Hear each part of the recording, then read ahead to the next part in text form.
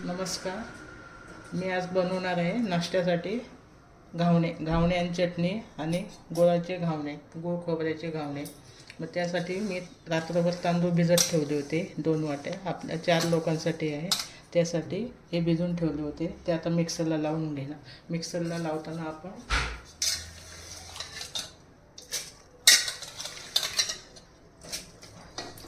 त्याच्यात थोडंसं आपलं ओलं खोबरं टाकायचं, वाटून घ्यायचं. हे बघा, मी आता हे मिक्सरवर वाटून घेणार आहे. एकदम बारीक वाटायचे. हे बघा, मी आता बारीक वाटून घेतलेलं आहे. ते आता काढून घेते तुपात. आपल्याला लागणार आहे नंतर गूळ आणि खोबरं किसलेलं आहे, गूळ घातलेलं आहे आणि वेलची घातलेली आहे.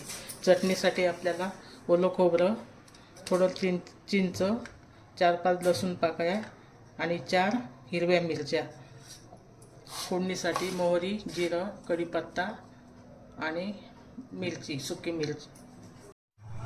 हे बघा, आता मी खोबरं, हिरवी मिरची, लसूण आणि चिंच, मीठ घालून चटणी वाटून घेणार आहे मिक्सरवर.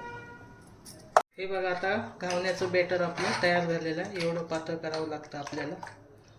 त्याच्यात मी मीठ टाकणार आहे चवीनुसार.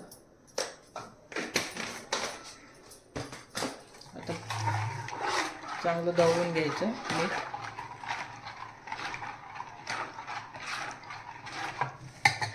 आता लोखंडी बिड्या घेतलेल्या आहे आम्ही लोखंडी बिड्यावरच काढते.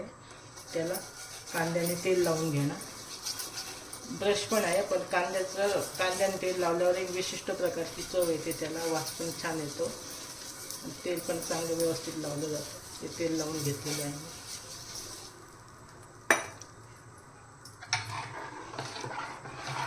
आता आपण घावणं टाकायचं.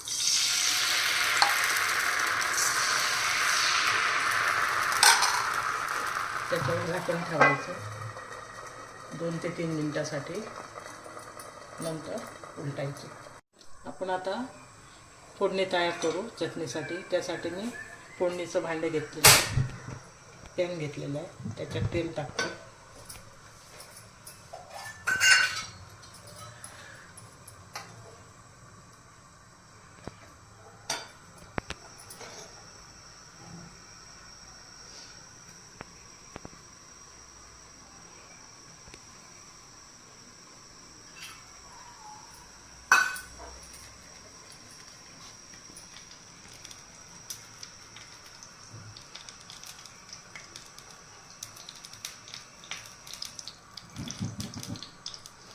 तेल चांगलं गरम झालं की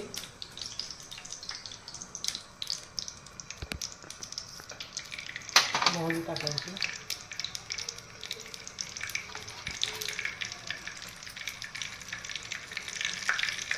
जिरं,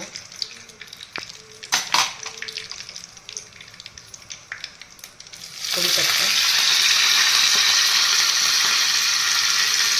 मीठ.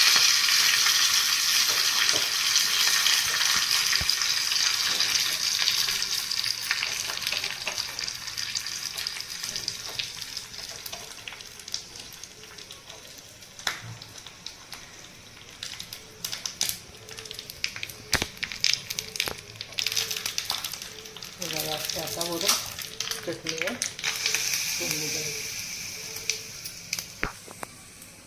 2 मिनटं झालेली आहेत. झाकण काढून आपण उलटून घ्यायचं.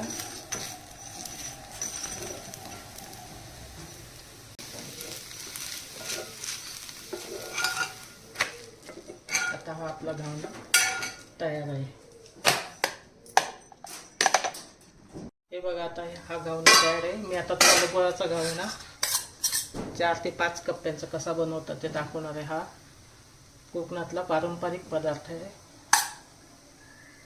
कोकणातले लोक पूर्वी पाहुणे आले की असं घावणे बनवून त्यांना घालायचे. हे बघा, आता एका साईडने झालेलं आहे आपलं. आता ह्या बाजूने आपण तेल लावून घ्यायचं.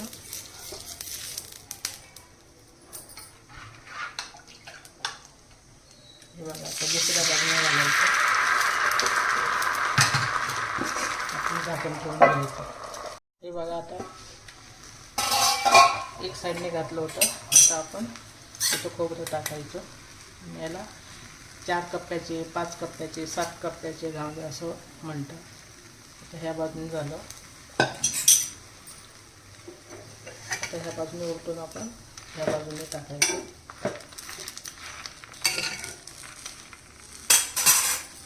आता ह्या बाजूने तेल लावायचं दुसऱ्या बाजूने.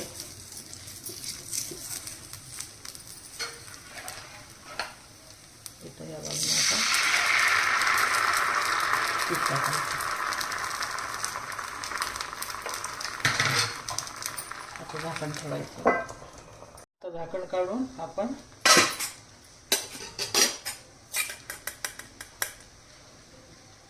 या बाजूने खोबरं घालून घ्यायचं.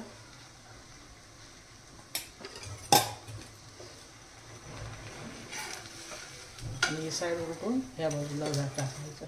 आता आपलं चार झालेलं आहे. 4 कप्पे झालेले आहेत. अजून 3 कप्पे मी 7 कप्प्यांचा बनवतो.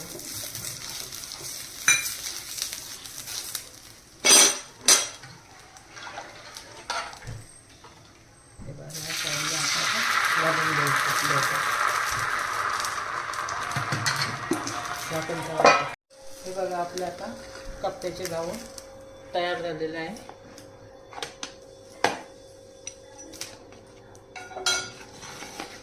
तुम्ही बघू शकता.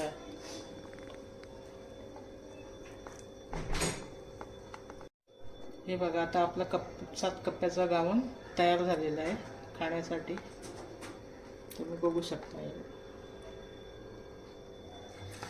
आणि हे घावण आणि चटणी तयार झालेली आहे.